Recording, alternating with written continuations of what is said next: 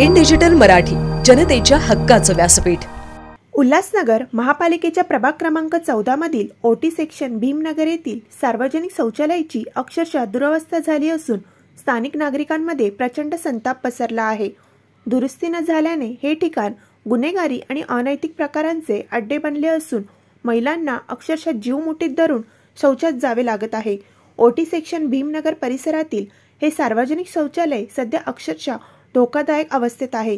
चहूबाजूने plaster कोसळले असून वीज पुरवठा खंडित आहे. दरवाजे आणि खिडक्या तुटलेल्या आहेत, तर संपूर्ण परिसरात घाणीचे साम्राज्य निर्माण झाले आहे.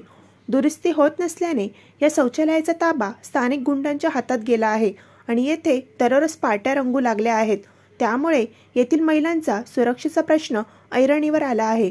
स्थानिक महिलांना या शौचालयात जाण्यासाठी तोंडाला कपडा बांधावा लागतो. एवढेच नव्हे तर एका महिलेला बाहेर उभे करून पहारा द्यावा लागतो आणि मगच शौचात जावे लागते.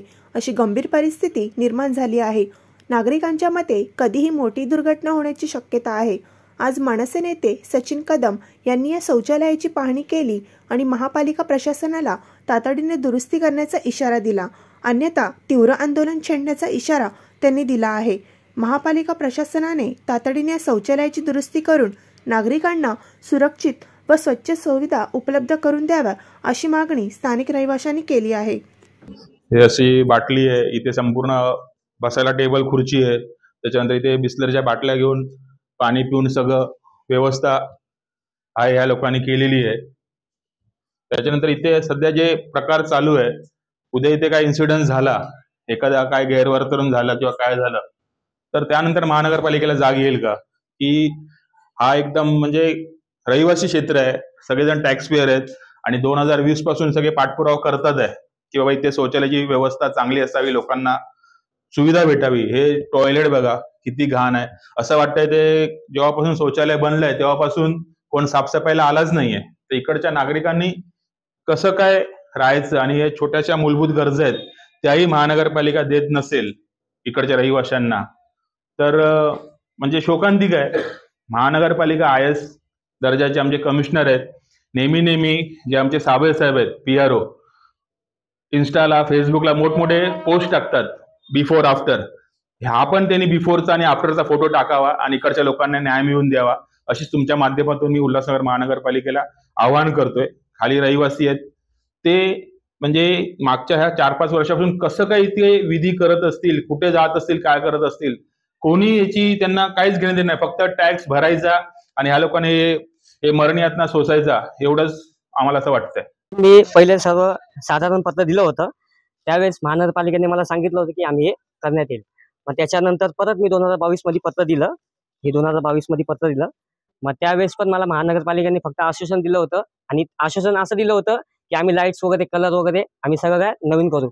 पण त्यावेळेस असं झालं की महानगरपालिकेचे कर्मचारी आले होते आणि त्यांनी फक्त पाहणी केली आणि त्यावेळेस फक्त त्यांनी दरवाजे वगैरे लावून गेले. ते लावले होते की 2022 मध्ये.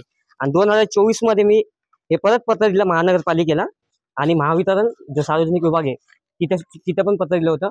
मग त्याच्यानंतर त्या राहुल जाधव मधून महानगरपालिकेमध्ये कॉन्ट्रॅक्टर आहेत, बेसवर कामाला आहेत, ते आणि महानगरपालिकेचे कर्मचारी दोघे जण आले होते. तर त्यांचे पण फोटोज वगैरे आहेत माझ्याकडे.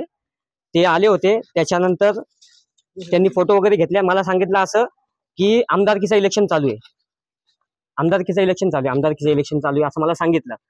तर आमदारकीचं इलेक्शन झाल्यानंतर आचारसंहिता जशी संपली तसं आम्ही हे काम करू. त्याच्यानंतर त्यांचा काय फोन नाही, काय नाही आणि ते येत पण नाहीत, काही नाही, अशी परिस्थिती आहे. त्याच्यामुळे मी माझे वरिष्ठ महाराष्ट्र राज्याचे उपाध्यक्ष सचिन कदम साहेब, मी त्यांना ही बातमी कळवली.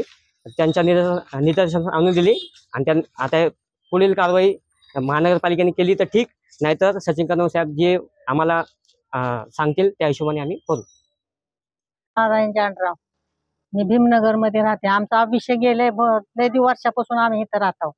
आता बाथरूम मध्ये बसलं मध्ये ना वरून पाणी पटापटा पडतंय. आम्ही म्हातारा माणूस कसं काय तिथं बसणार?